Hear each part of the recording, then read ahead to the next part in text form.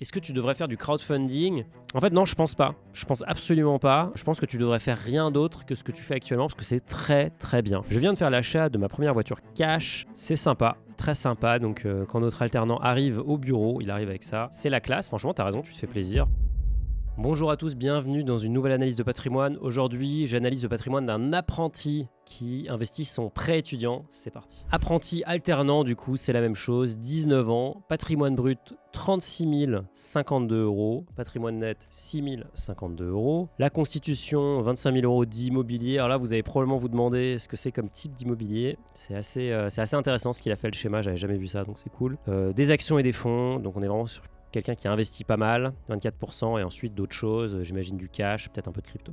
Ok, célibataire, je viens d'avoir mes 19 ans, je réside chez ma mère, je suis alternant en tant que commercial pour une PME dans les enduits de décoration. Moi aussi j'ai été alternant, c'est vraiment un super statut parce que ça peut vous permettre de payer vos études d'une part, de toucher un revenu qui est supérieur au stage et même de toucher la participation intéressement de votre entreprise parce que vous êtes assimilé salarié. Et pour la petite histoire, j'ai encore mon plan d'intéressement de l'époque où je travaillais chez Sanofi. Donc je salue les gens de chez Sanofi parce que c'était une belle boîte et c'est une boîte qui était généreuse. Donc c'est intéressant. Du coup, salaire de 1176 €. J'ai ouvert un service de réparation de téléphone en micro-entreprise depuis chez moi pour me créer un complément de revenu et couvrir mes dépenses personnelles. Trop bien, franchement, trop bien de créer ton petit business pour aller générer plus de revenus. J'ai fait une vidéo récemment sur la possibilité de devenir millionnaire en CDI. Et en gros, la conclusion, c'est oui, c'est possible, mais c'est compliqué. Et une façon de rendre ça réaliste, c'est de créer un business. Donc là, c'est ce que tu as fait. Je vous mets le lien ici pour la vidéo, si vous voulez la voir. Il y a plein d'idées pour que vous puissiez accélérer votre création de richesse, notamment créer un business, donc bravo à toi. Mon objectif est principalement d'augmenter mon patrimoine pour investir dans du locatif et de me générer au plus vite 500 € par mois de revenus passifs. Pourquoi 500 € par mois? Je ne sais pas exactement. Peut-être que c'est tes dépenses que tu veux les couvrir. On va voir. On va regarder tout de suite ton cash flow. C'est parti. Je vous rappelle que le cash flow, vous pouvez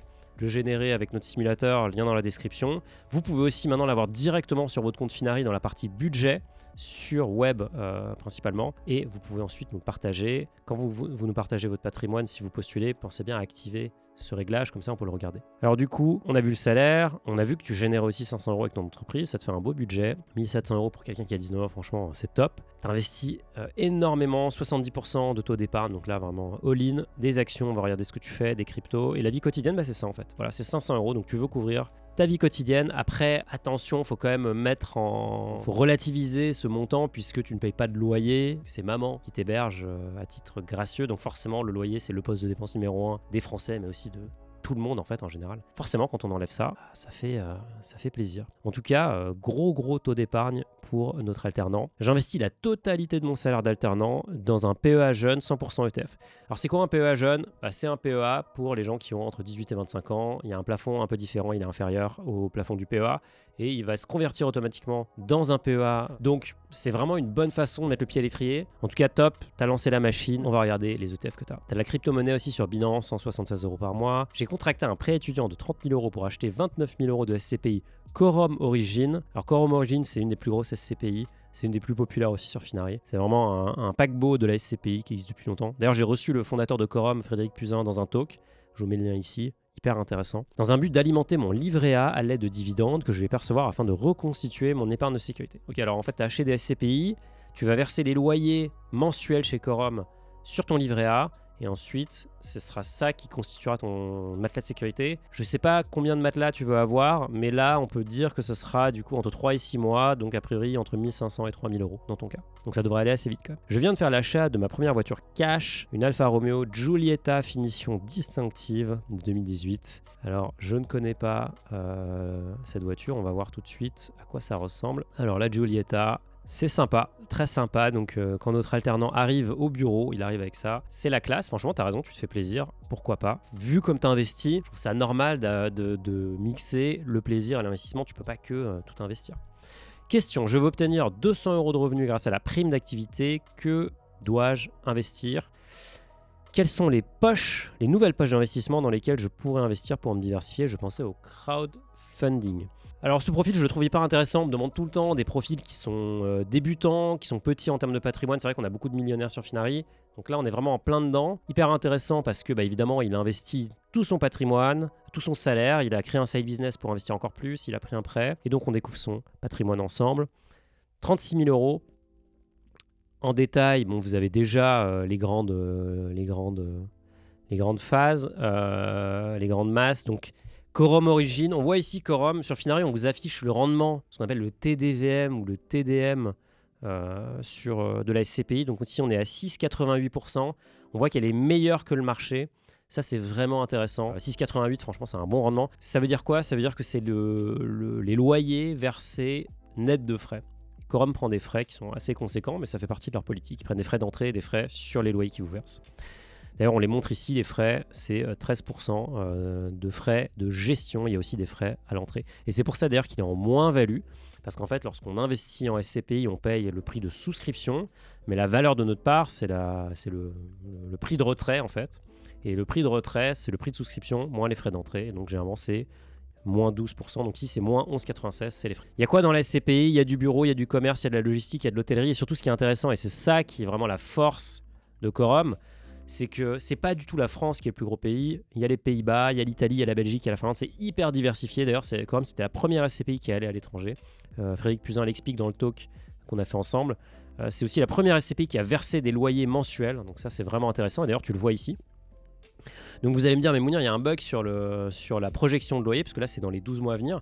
Alors non, il n'y a pas de bug, c'est normal, puisqu'il a souscrit en décembre 2023, c'est tout frais, et qu'il y a 6 mois de délai de jouissance, c'est-à-dire que on va, en fait, pendant 6 mois, il ne touchera pas de loyer. C'est comme ça que ça fonctionne sur les SCPI. Des fois, c'est 7 mois, des fois, c'est 5 mois. Ça dépend vraiment de la SCPI. En tout cas, c'est au bout du 7e mois que tu touches de l'argent, et donc toi, c'est en juillet. Et donc on voit là, on estime que ça fera 119 € par mois, et donc ça fait quand même un rendement sympa, hein. On voit que ça fait un cash flow sympa. On n'est pas encore à 500 € par mois, mais bon, tu as déjà bien commencé. Ce qui aurait pu être intéressant dans ton cas, c'est de faire de la nue propriété pour ensuite, pour encore augmenter le nombre de parts que tu avais pour acheter. Donc on va regarder ici combien tu aurais pu acheter. Donc Quorum Origin, nue propriété. Donc la nue propriété, ça veut dire quoi? C'est-à-dire qu'en fait, on va diviser la SCPI en deux. Il y a d'une part l'usufruit et d'autre part la nue propriété. Donc en fait, l'usufruitier, il va toucher les loyers. Le nu propriétaire, il va tout simplement détenir la part, mais il va toucher le loyer pendant quelques années, pendant 3, 5, 7 ans. Ça dépend de la clé de démembrement qu'il a choisie. En fonction de ça, en fait, il va payer sa part moins cher. Donc en fait, au moment où on reconstitue la part au bout de la fin du démembrement, et ben forcément, il va toucher plus de loyer. Donc ça peut être intéressant. Et donc ici, je n'ai pas la clé de démembrement exacte de Quorum Origin. Ça peut être intéressant si vous n'avez pas besoin en fait d'avoir des revenus immédiats. Toi, c'est un peu différent, tu voulais avoir des revenus rapides. Ça aurait pu être intéressant. Voilà, on voit, ça va de 3 à 20 ans. Donc ça aurait pu être intéressant. Ça dépend surtout dans ton cas du prêt, parce que c'est quand même la chose dont il faut parler. C'est que tu as fait un prêt pour investir. Tu as fait un prêt étudiant pour investir. On ne va pas le dire à ton banquier. Mais c'est quand même pas pensé pour ça à la base. Mais bon, il y a beaucoup de gens qui le font. J'ai un ami qui a acheté notamment du Tesla avec son prêt étudiant. Il y a plein d'utilisateurs qui nous ont dit qu'ils ont acheté de la crypto avec leur prêt étudiant. C'est à chacun doit avoir midi à sa porte. Je vous le recommande pas, mais bon, pourquoi pas. Donc ici, c'est quoi? En fait, c'est un prêt avec franchise partielle. Donc on voit que pendant un certain temps, il ne va pas rembourser de capital jusqu'en 2025, ici vous le voyez. Et ensuite, il va commencer à rembourser du capital. Et donc, il aura fini de rembourser ce prêt en 2030. Ce qui est intéressant, c'est que là, tu payes que la mensualité, enfin que les intérêts, donc tu payes que 68 € par mois. Donc là, tu as le temps, c'est pas très cher. Mais à partir d'assez rapidement, en fait, à partir de novembre, de août, de septembre 2025, il va falloir commencer à payer les mensualités. Donc le risque, c'est quoi? C'est que tout simplement la part, enfin que Quorum s'effondre et ne puisse pas verser les loyers. C'est quand même relativement improbable parce que c'est une SCPI qui est très grosse, qui existe depuis très longtemps. Mais bon, c'est un risque. Je trouve ça plutôt conservateur, enfin c'est plutôt raisonnable en fait comme schéma. S'il avait acheté des actions, ça aurait été beaucoup plus risqué parce qu'évidemment il y a la spéculation. Les SCPI c'est beaucoup plus stable, même s'il y a beaucoup de parts de SCPI qui ont été revalorisées à la baisse parce que tout simplement l'immobilier a baissé. Donc si l'immobilier baisse, la part de vos SCPI doit baisser. D'ailleurs tu as parlé de ton matelas de sécurité, donc regardons, donc tu as 516 € sur tes livrets. De ce que tu nous as dit, tu n'as pas de LEP, donc le livret d'épargne populaire qui est le livret number one en termes de taux, on est à 6%. Il y a des conditions de revenus qui sont liées à ça. Donc vous allez me dire, mais il est évidemment en dessous de ces conditions. Je crois que c'est 21 000 €, entre 21 et 22 000 € de mémoire par personne, par part. Le souci dans le cas de notre apprenti, c'est qu'il est rattaché, je pense, au foyer fiscal de sa mère ou de ses parents. Et du coup, forcément, c'est les revenus du foyer qui rentrent en compte. Et donc là, à mon avis, ils sont quand même supérieurs au minimum. Il faut savoir qu'aussi, les loyers vont être fiscalisés. Donc, en fait, c'est peut-être ta maman qui va payer les impôts sur ta SCPI. En tout cas, sur les loyers que tu vas toucher, parce que on paye des impôts là-dessus. C'est aussi un avantage d'ailleurs de la nue propriété, c'est que du coup, on ne paye pas d'impôts puisqu'on ne touche pas de dividendes. Et donc, on décale cette charge-là. Peut-être que ce serait intéressant pour toi de sortir du foyer fiscal de tes parents pour avoir une fiscalité qui serait de façon très allégée, voire inexistante, et pouvoir ouvrir un LEP qui est, encore une fois, le livret le plus intéressant, c'est le double du taux du livret A. Ok, PEA jeune, donc ça a plutôt bien marché pour toi. On voit que tu as fait plus 1,30%, donc ça va. Qu'est-ce qu'il y a dedans? Il y a du Nasdaq. D'ailleurs, je vous rappelle que ça, si vous n'aimez pas cette visualisation, il y a aussi un camembert à l'ancienne, mais bon, j'avoue que j'aime bien parce que là, c'est très visuel. Il y a le Nasdaq 100, c'est quoi? C'est des valeurs technologiques américaines. Le MSCI Europe, donc il faudra regarder combien il y a de sociétés dans le MSCI Europe, je ne suis pas sûr. Et il y a le MSCI World qui est vraiment le mastodonte, 1600 valeurs, tous les marchés développés, Europe, Japon, États-Unis, Canada. Donc là, il y a quand même un peu d'overlap puisque dans le MSCI World, il y a de l'Europe, dans le MSCI World, il y a des boîtes du Nasdaq. Est-ce que tu as besoin de tout ça? Je ne sais pas. Parce qu'au final, d'ailleurs, on voit ta répartition géographique, elle est très proche de ce qu'est un MSCI World. Donc, est-ce que tu n'es pas un peu en train d'empiler les fonds pour rien? On voit que les frais, si je les regarde, on voit que c'est quand même assez faible pour tout. D'ailleurs, le MSCI World coûte un peu plus cher, c'est normal, c'est parce qu'en fait, il est c'est un synthétique, c'est un peu différent. Le MSCI Europe est probablement un ETF physique, c'est-à-dire que le fonds détient vraiment les titres, il ne passe pas par un swap, par un produit dérivé. Mais bon, ça ne joue pas à grand-chose. Peut-être que tu pourrais simplifier ça et donc effectivement passer sur un ETF ou alors tu as décidé de surpondérer. Mais dans ce cas-là, c'est vrai que je m'attendrais à ce que tu aies plus d'Europe, par exemple, pour accroître la part de l'Europe qui est un peu plus petite que les États-Unis dans la pondération. Continue sur les autres actifs. Tu as une montre, super, une Tissot. On va regarder à quoi elle ressemble. J'adore les montres. J'avais reçu d'ailleurs un expert des montres qui est Romain Réa, le président de la maison d'antiquité et de vente aux enchères, surtout Antiquorum. Et voilà, il nous avait parlé d'investissement. C'est un vrai sujet. Je vous mets le lien ici. Vraiment intéressant. Très cool la montre. Je pense que c'est une montre quartz. Donc forcément, les prix sont assez raisonnables encore. Mais bon, c'est un bel objet. A priori, t'aimes les beaux objets. Une Alpha, une Tissot. Peut-être bientôt la Rolex. La crypto, ça se passe sur Binance. Alors, bon, évidemment, je suis obligé de te le dire. Pourquoi tu n'as pas investi sur Finaris, ce que tu peux faire depuis peu. Mais bon, c'est secondaire.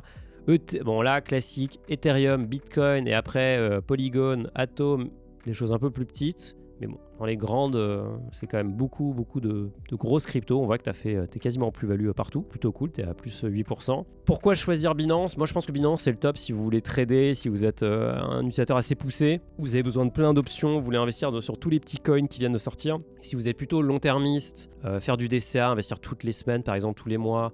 Si vous voulez investir dans une boîte française, enfin investir via une boîte française, vous pouvez utiliser Finari. On a des frais qui sont extrêmement compétitifs, notamment sur les retraits où on est beaucoup moins cher que Binance. C'est vraiment énorme la différence. On est sur un facteur de 1 à 4. Donc ça peut être intéressant, mais en tout cas, c'est une bonne plateforme pour investir. Et d'ailleurs, je vois que tout est en stacking. Donc c'est-à-dire que tu génères des revenus passifs avec tes cryptos via Binance. On vient de lancer le staking sur Finari. C'est disponible via l'application. Vous pouvez prêter vos bitcoins, vous pouvez prêter aussi vos stablecoins à des taux assez intéressants. Vous pouvez aussi faire du staking directement sur Ethereum, donc c'est décentralisé. Ça se passe sur l'application, ça vous permet de générer du revenu passif, ce qui est toujours intéressant et ce qui est l'un de tes objectifs. Pour revenir à tes questions, ta prime d'activité, dans quoi tu dois l'investir? En fait, je vais te faire une réponse combo, 2 pour le prix d'un. Tu as une bonne allocation. Tu pourrais peut-être un peu harmoniser, mais je pense que ta prime d'activité, l'investissement, il est tout trouvé. Continue à te focuser sur tes basiques, les actions. L'immobilier, tu l'as déjà fait, tu es déjà relativement exposé, donc je vois pas trop l'intérêt d'aller acheter plus de parts. Et ça rejoint un peu ta deuxième question. Est-ce que tu devrais faire du crowdfunding? En fait, non, je pense pas. Je pense absolument pas. Je pense que tu devrais faire rien d'autre que ce que tu fais actuellement, parce que c'est très, très bien. J'aime bien parler de ma pyramide, que j'ai pas inventée, mais bon, je l'ai remise à ma sauce. C'est assez basique, hein, c'est un concept financier qu'on a beaucoup vu. C'est de dire que tu as le matelas de sécurité en bas qui qui solidifie la pyramide. Donc ça, tu as dit, tu es en train de le reconstituer avec les loyers que tu vas toucher via les SCPI. L'immobilier d'un côté, toi, tu as décidé de faire de la pierre papier, mais bon, ça aurait pu être de la pierre physique, peut-être que ça viendra plus tard. L'autre côté, les marchés actions, toi, via des ETF, très bien. La crypto, tu l'as déjà. Est-ce que tu as besoin d'aller faire de l'alternative, notamment du crowdfunding ? Moi, je pense pas. En ce moment, c'est un marché qui est plutôt en berne parce que c'est très dur pour les promoteurs immobiliers et c'est eux le principal client du crowdfunding IMO. Après, il y a d'autres types de crowdfunding. Je pense que si tu te concentres sur ce que tu fais, c'est très bien. Moi, je n'irais pas diversifier à outrance parce que sur le long terme, je pense que ça vaut pas le coup. Et aussi, n'oublie pas que là, demain, tu as un besoin de cash assez rapide sur ton PEA. Tu appuies sur un bouton, tu as l'argent. Tu es dans un crowdfunding d'un projet qui est sur 18 mois. Bah, si le projet est en difficulté, bah, tu es bloqué et t'attends. Et je peux te le dire, parce que moi je suis actuellement dans des projets qui sont bloqués. Bah, tu fais absolument rien, t'attends et t'espères que ça va pas être trop catastrophique. Ça veut pas dire que les marchés actions peuvent pas baisser, mais en attendant, ils sont liquides et la liquidité en ce moment est roi. Donc vraiment, très bonne allocation. Je pense que c'est une très bonne inspiration pour tous ceux qui se lancent. Il n'y a pas de secret. Si vous voulez accélérer la création de richesse, bah, vous lancez un side business. Vous allez retourner vivre chez papa, maman pour économiser un loyer. Enfin bref, il faut minimiser ses coûts au maximum pour investir le plus possible. Et ensuite, ça peut permettre d'accélérer la création de richesse et donc d'aller plus vite vers l'objectif des 500 € de revenus par mois. En tout cas, bravo pour ton parcours patrimonial. Franchement, à 19 ans, moi j'étais encore très loin d'avoir ce genre de réflexion sur... je prenais aussi beaucoup moins de risques, mais en tout cas, j'avais pas ce genre de réflexion. Attention quand même à la combinaison pré-étudiant, investissement, même si c'est de la pierre papier. Mais bon, t'as l'air d'être sûr de toi, donc pourquoi pas. J'espère que tu vas continuer. Ne te diversifie pas trop. C'est pas parce qu'on diversifie dans d'autres classes d'actifs qu'on prend moins de risques, c'est même plutôt l'inverse. Donc bravo à toi. J'espère que ça vous aide aussi de voir des patrimoines plus petits qui prennent des grosses initiatives et qui accélèrent la création de richesse. Si vous voulez que je regarde votre patrimoine, vous postulez, le lien il est dans la description. Je fais une analyse comme celle-ci toutes les semaines et on recherche vraiment les patrimoines les plus originaux. Donc on ne prend pas que les gros, on prend les petits, les moyens, on prend ceux qui font des choses un peu folles. C'est ça qui nous intéresse, c'est de vous partager du savoir, que vous ayez des cas concrets. Je vous souhaite des bons investissements, soyez prudents et je vous dis à très vite. Salut.